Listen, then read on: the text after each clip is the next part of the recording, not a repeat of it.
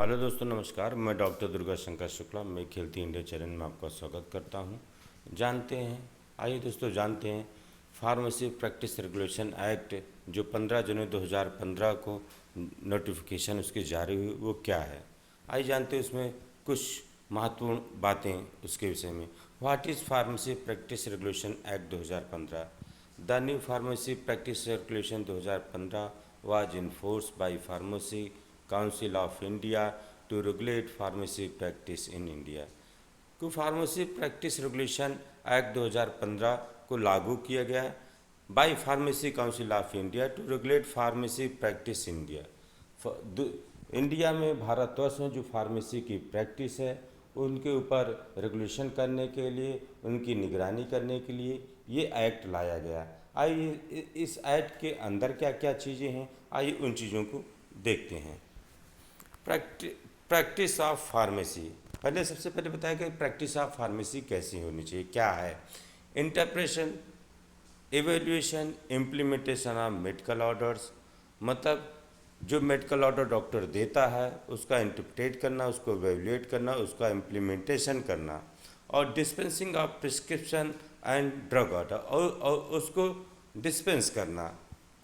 Dispensing, compounding, administration of drug, मतलब जो prescription दिएगा उसके अकॉर्डिंग ड्रग को बनाना, और एडमिनिस्ट्रेशन ऑफ द, और ड्रग को बनाना कैसे खाना है, मतलब सुबह खाना है, शाम खाना है, सुबह शाम खाना है, कैसे लगाना है कोई भी चीज़ है, ये सारा काम एक फार्मासिस्ट का होता है।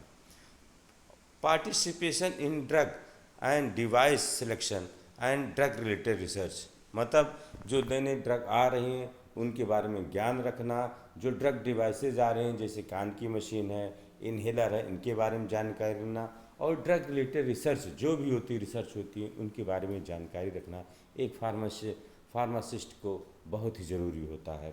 Patient counselling, patient care, pharmaceutical care, ये भी कहा है, मरीज की पेशेंट काउंसलिंग करना, पेशेंट केयर करना और फार्मास्यूटिकल केयर करना, ये भी फार्मासिस्ट का ही काम होता है।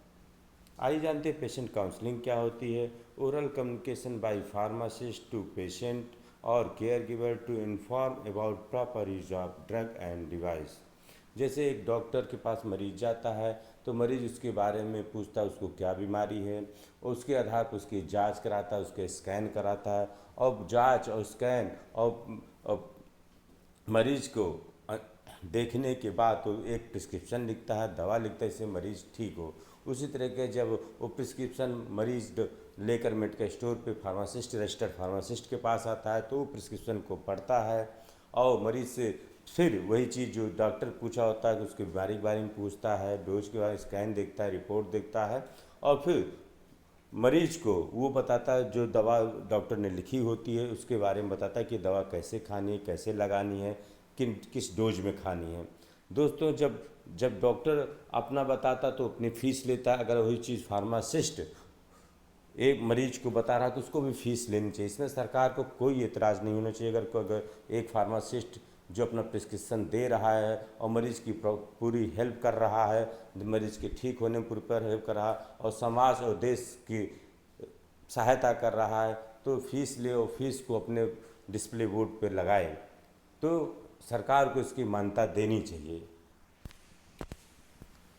Pharmaceutical care, patient centered practice in which pharmacists assume responsibility for patient drug related needs, help in prevention, reduction of patient symptom और disease। मरीज फार्मास्यूटिकल के बाद जो ढेर बहुत सारी दवाएं होती हैं उनमें उन चीज़ों को मरीज की नीड के अकॉर्डिंग पहचानना, मरीज को कौन सी दवा की ज़रूरत है, सही दवा का चुनाव करके मरीज को देना जिससे बीमारियां कम हो सकें, बीमारियां का लोड कम हो सके और मरीज के सिम्टम कम हों। सही दवा का सिलेक्शन करना। फार्मेसी प्रैक्टिशनर, फार्मेसी प्रैक्टिशनर कौन होते हैं। Pharmacy practitioner an individual currently licensed, registered or authorized under the Pharmacy Act to Council of administer drug to the patient। जो फार्मासिस्ट काउंसिल में जिनका रजिस्ट्रेशन होता है उनका एक प्रॉपर रजिस्ट्रेशन बनता है उनको फार्मेसी प्रैक्टिशनर कहते हैं, जो मरीज को दवा देने के लिए अपॉइंट किए जाते हैं कि अब यही दवा दे सकते हैं, वो इसी के लिए रजिस्टर्ड होते हैं। कम्युनिटी फार्मासिस्ट कौन से होते हैं? Supply prescription medicine and provide advice information on proper health.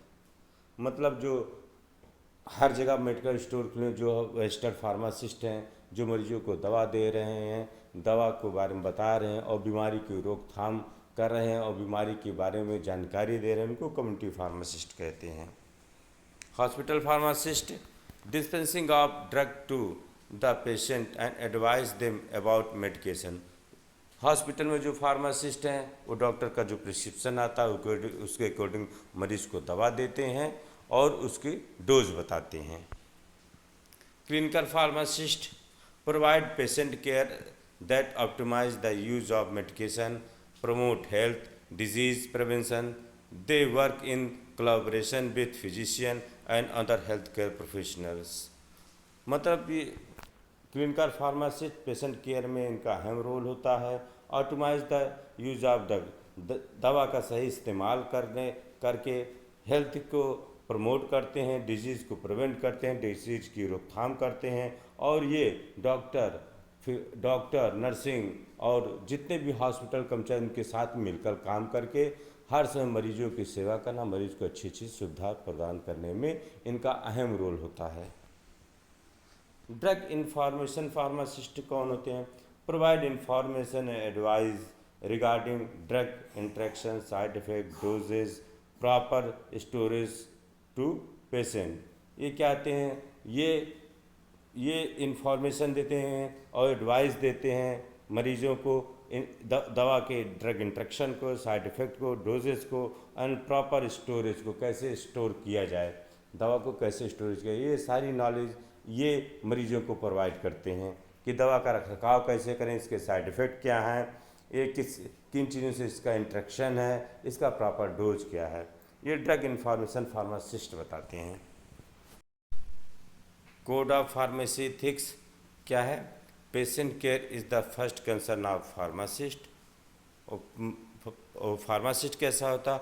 Honest होना चाहिए, ट्रस्टवर्थी होना चाहिए। मेंटेन पेशेंट रिकॉर्ड, रेंट और release of pharmacy registration certificate is strictly prohibited. अपने फार्मेसी रजिस्ट्रेशन सर्टिफिकेट को लीज पे मतलब रेंट पे नहीं देना चाहिए, ये स्ट्रिक्टली मना होता है, लेकिन हर फार्मासिस्ट को इस बात को जानना चाहिए। Respect and support patient individual and confidently, मतलब मरीज का आदर करना चाहिए, उसका सहयोग करना चाहिए और उसको साइकोलॉजिकल सपोर्ट देना चाहिए, जिसका उसका कॉन्फिडेंस बढ़े और उसकी बीमारी के प्रति उसको जागरूक करना, जिससे उसकी बीमारी कम जल्दी से जल्दी ठीक हो जाए, मरीज स्वस्थ हो जाए। ये सारा काम फार्मासिस्ट का होता है। आते हैं क्या?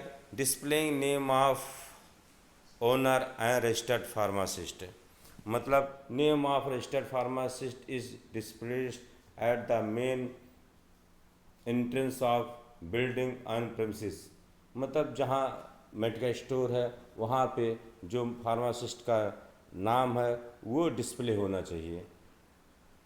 A registered pharmacist may display her name on signboard along with educational qualification, registration number and photograph। वो अपने जहाँ भी मेडिकल स्टोर कराओ उसी के सामने अपना मतलब रजिस्ट्रेशन नंबर, क्वालिफिकेशन क्या है और फोटोग्राफ सहित उसको डिस्प्ले करना चाहिए, जिससे पता चले कि ये रजिस्टर्ड यहाँ रजिस्टर्ड फार्मासिस्ट बैठता है। जैसे एक डॉक्टर अपना रजिस्ट्रेशन, अपनी क्वालिफिकेशन, अपना फोटोग्राफ लगा के रजिस्ट्रेशन है, ऐसे कोई एसोसिएशन है, संगठन है, वो अपने ऑफिस के सामने अपने रजिस्ट्रेशन का सिंबल लगा, जो उसके कर्मचारी सबको एक रजिस्ट्रेशन देता है। इसी तरीके फार्मासिस्ट को अपने मेडिकल स्टोर के सामने अपना रजिस्ट्रेशन नंबर, अपनी फ़ोटोग्राफ, अपना एजुकेशन लगा के रखना चाहिए, जिससे ये जाना जा सके कि ये रजिस्टर्ड फार्मासिस्ट हैं, बाकी ये नई झोला छाप नहीं है, जिससे आपके पास मरीज आए और आपकी प्रैक्टिस चले। Duties and responsibility of the pharmacist. आइए जानते हैं ड्यूटीज़ क्या होती हैं फार्मासिस्ट की। Safe and rational use of drug, मतलब दवाओं का सुरक्षित और पारंपरिक तरीके से इस्तेमाल, ये फार्मासिस्ट बताते हैं। पेशेंट काउंसलिंग, मरीज की काउंसलिंग करना, मरीज आए तो उसकी बीमारी को सही तरीके से समझना, उसको बीमारी के बारे में बताना, उसके दवा के बारे में बताना, उसकी पूरी जानकारी देना। Formulation, distribution, compounding of medicine, दवा को बना के उसको डिस्ट्रीब्यूट करना, उसको कंपाउंड करना, ये फार्मासिस्ट का काम है। फार्मास्यूटिकल केयर, जो दवाएं होती हैं फार्मास्यूटिकल में, उन दवाओं के बारे में जानकारी रखना और ज़रूरत पड़ने पर मरीज को सही दवा और का चुनाव करके उसको देना जिसकी इसकी बीमारी सुधर सके। Provider of health care and education, हर जो जूनियर फार्मासिस्ट हैं, चीफ फार्मासिस्ट हैं, जो सीनियर फार्मासिस्ट होता है वो जूनियर को बताएगा कि मतलब कि एजुकेशन देगा कि हर दवा के बारे में एक दूसरे को शिक्षित करना, जानकारी देना। जो अन्य स्टाफ हैं हॉस्पिटल में उनको भी दवाओं के बारे में बताना, एक एजुकेट करना, एक अवेयरनेस क्रिएट करना मेडिसिन के प्रति एंड नॉलेज के प्रति। कॉस्ट इफेक्टिव थेरेपी, मतलब कम खर्चे में अच्छी चिकित्सा सेवा प्रोवाइड करना, ये फार्मासिस्ट का काम है, जिससे मरीज़ जल्दी ठीक हो जाए, उसको जल्दी से कम दवा का प्रयोग करना पड़े, उसका कम से कम खर्चा आए। गुड फार्मेसी प्रैक्टिसेस क्या होती हैं? मेंटेन ऑफ पेशेंट रिकॉर्ड, मतलब मरीज़ के पेशेंट रिकॉर्ड को मेंटेन करना, उसको दवा किस दिन की दी गई, क्या क्या दवाएं दी गई हैं, किन किन डोज में दी गई, इन सब का रिकॉर्ड रखना। मेंबरशिप इन इंस्टीट्यूशन, जो उसका संगठन है उसकी मेंबरशिप लेना, ये गुड फार्मेसी प्रैक्टिस के तहत आता है। रिन्यूअल ऑफ रजिस्ट्रेशन, अपने लाइसेंस का रजिस्ट्रेशन कैसे होगा इसके बारे में जानकारी रखना, फार्मेसी काउंसिल में जाकर इसको पता करना, हमारा रजिस्ट्रेशन कब रिन्यूअल करना, किस डेट पे करना, उसके लिए क्या प्रक्रियाएं हैं, ये सब चीज़ को जानकारी एक फार्मासिस्ट को होनी चाहिए, जिससे कहीं कुछ गलती ना हो सके और सही समय पर रजिस्ट्रेशन हो सके, सही समय पर उसका ये ना हो कि रजिस्ट्रेशन कैंसिल हो जाए। हर फार्मेसी, जैसे कई जगह कई तरह की pharmacy council of India, state pharmacy council, central government, state government, professional bodies recognize by the council. Pharmacist को रजिस्ट्रेशन करने के लिए कई काउंसिल बनाए, सरकार द्वारा काउंसिल बनाई जाती है, जो भी काउंसिल हो वहाँ अपना रजिस्ट्रेशन प्रॉपर कराना और वहाँ के नियम कायदों को जानकर और सही प्रक्रिया के तहत सही समय पर अपना फार्मासिस्ट जाके रजिस्ट्रेशन कराए। दोस्तों, ये फार्मेसी प्रैक्टिस रेगुलेशन एक्ट जो 15 जून 2015 को इन्फोर्स किया था उसकी जानकारी थी। मुझे खुशी है कि आप सब लोगों ने इस वीडियो को देखा होगा। दोस्तों, इस वीडियो को ध्यान से देखिए, इसमें फार्मेसी प्रैक्टिस रेगुलेशन एक्ट 2015 की संपूर्ण जानकारी दी गई है। हर वर्ड की मीनिंग को याद रखिए, उसके अंतर्गत क्या दिया गया है उसको समझिए, तभी हमारा फार्मासिस्ट आगे बढ़ेगा और उसके दिन प्रतिदिन उसकी तरक्की होगी।